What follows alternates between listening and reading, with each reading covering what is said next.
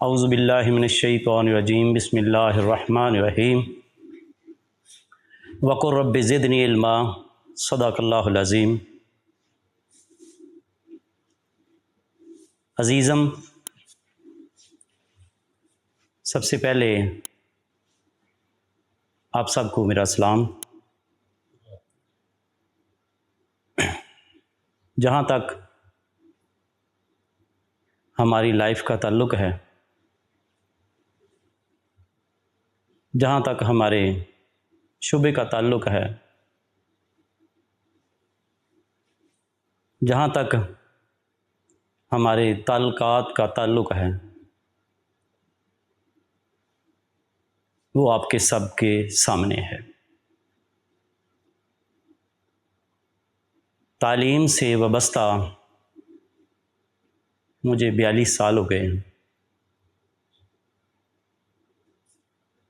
الحمدللہ، اللہ کا شکر ہے کہ تعلیم کے شعبے کو محترم جانا ہے، اور اس بات پر آپ سب شاہد ہیں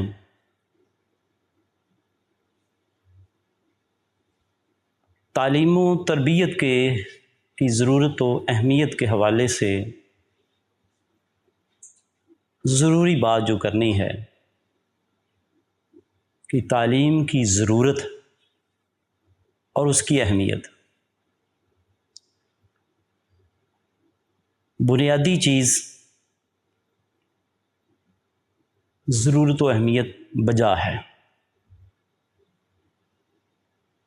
کہ جب تک ہم انسان کو تعلیم سے روشناس نہیں کرواتے، اس میں جو اللہ تعالیٰ کے جوہر پوشیدہ ہیں ان کو پالش نہیں کرتے، وہ اجاگر نہیں ہوتے۔ وہ اجاگر ہوں گے تب انسان کو اپنا انسان ہونا معلوم ہوگا۔ انسان ہونا جو ہے وہ ہمیں شعور بتائے گا۔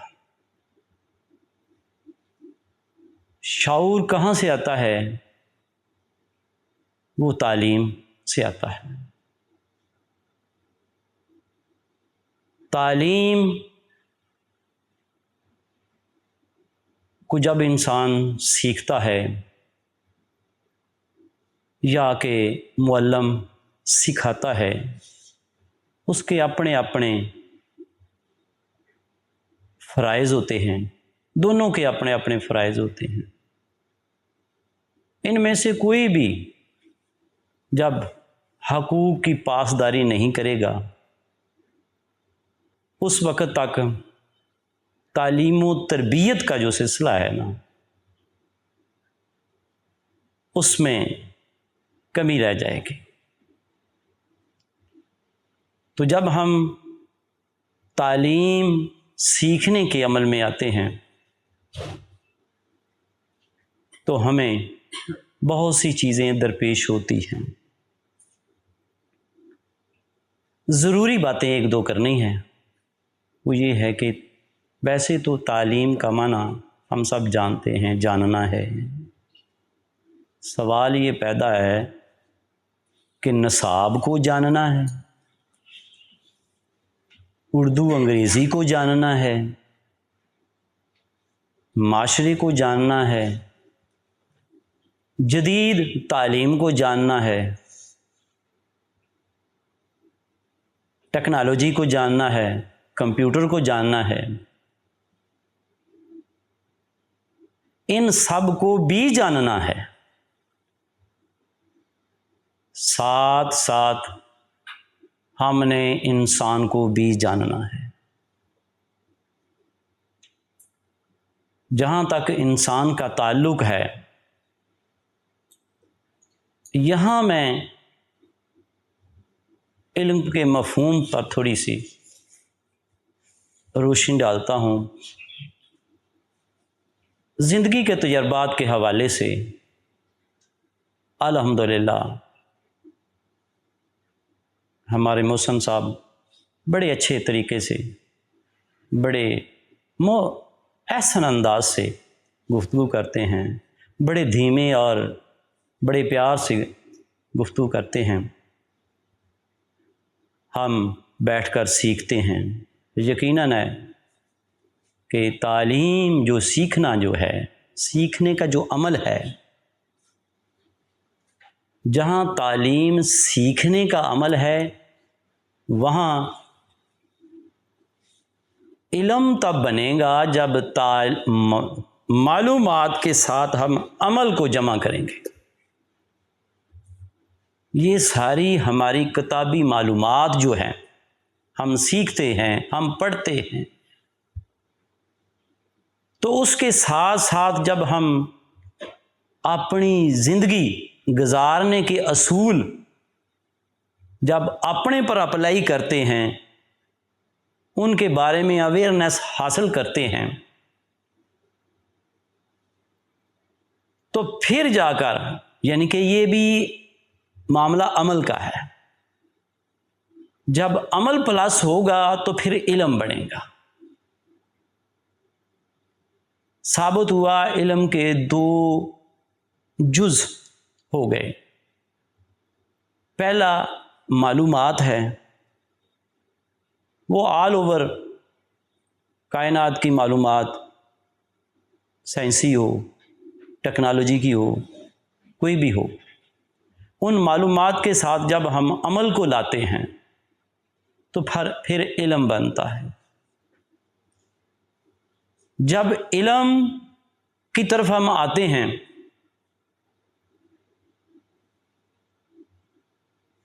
تو مختلف آراء سامنے آتی ہیں۔ جب مختلف آراء آتی ہیں تو ہم نے سنا ہے کہ کسی شخص نے علم کی 450 تعریف فرمائی ہے، ان میں سے سب سے سر فہرست نمبر 1 پر اس نے ادب کو رکھا ہے۔ صوفیہ کا مطالعہ ہوا، علم پڑھیا تے ادب نہ سکھیا، کی لینا علم پڑھ کے ہو، تو ثابت ہوا یہ جو ادب ہے جب ہم سیکھیں گے پھر معنوی طور پر، داخلی طور پر، روحانی طور پر ہمیں اس علم کی روشنی میسر ہوگی۔ جب ہم ادب کی طرف آئیں گے، ادب کہاں سے ملے گا؟ اخلاق سے ملے گا۔ میں سمجھتا ہوں کہ اخلاق جو ہے کس کا نام ہے؟ کیا ہمارے آپس میں بہترین احسن طریقے سے گفتگو کرنے کا نام ہے؟ نہیں، یہ ایک جز ہے۔ اس جز کو اور پھیلانا ہے کہ اس کے علاوہ جو ہر انسان ہر جگہ ہر کام میں جب وہ اپنے کام کو احسن طریقے سے اعلیٰ معیار پر 100% خلوص نیت سے سر انجام دے گا تو ہر چیز کا ادب آ جائے گا، ہر چیز کی علمی معنویت آ جائے گی۔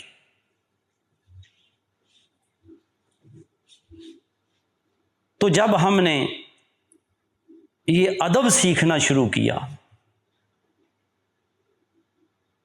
تو پھر ہمیں وہ جو انسان ہے اس کی قدر و منزلت، اس کا انسان ہونا، پھر ہمیں پتہ چلے گا۔ ہم نے ہر چیز کو، چاہے وہ مادی ہے، غیر مادی ہے، انسان ہے، جانور ہیں، کوئی بھی ہیں، اس کو اس کا ادب جانتے ہوئے، اس کا ادب کرتے ہوئے جب ہم اس کے بارے میں جانیں گے تو تب جا کر ہمیں وہ جو اخلاق ہے نا، پھر ہمیں ملے گا۔ اخلاق پر عمل کرتے ہوئے جب ہم اس پر استقامت رکھیں گے تو پھر ہمیں خلوص عطا ہوگا۔ معلم کے کردار پر جو ہماری کرداری حیثیت ہے نا،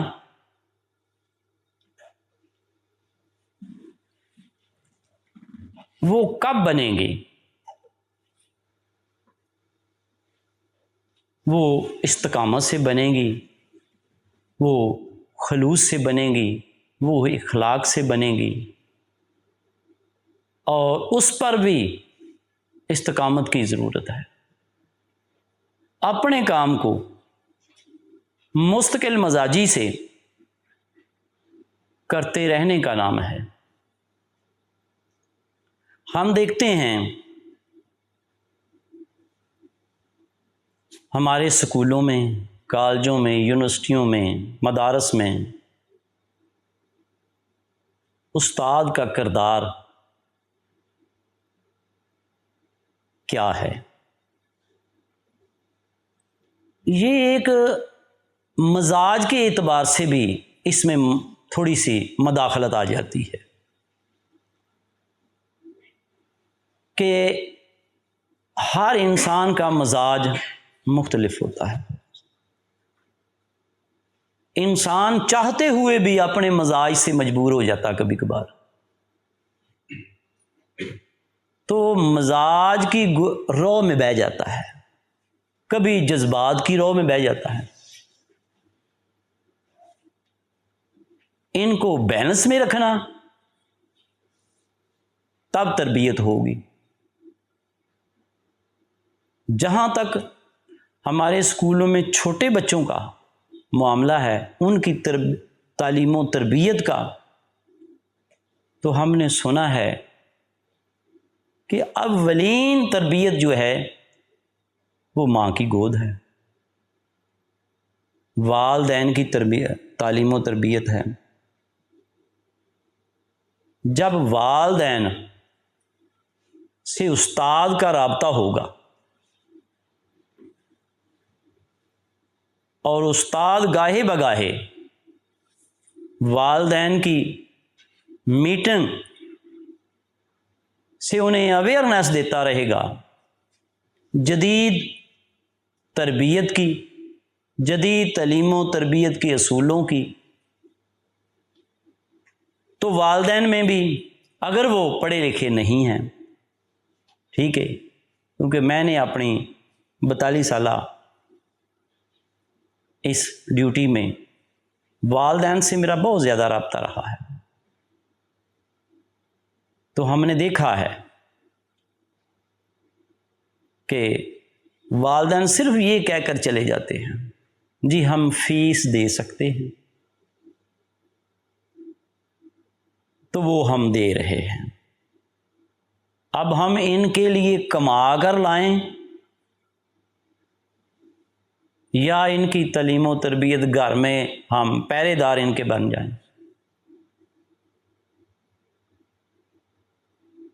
تو میں سمجھتا ہوں کہ تالی، پنجابی میں کہتے ہیں تالی 2 ہاتھ سے بجتی ہے،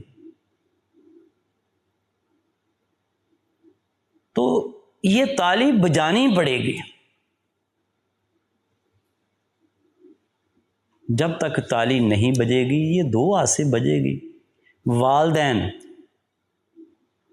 اور پلس استاد، بلکہ میں علم کو ایک تکون سے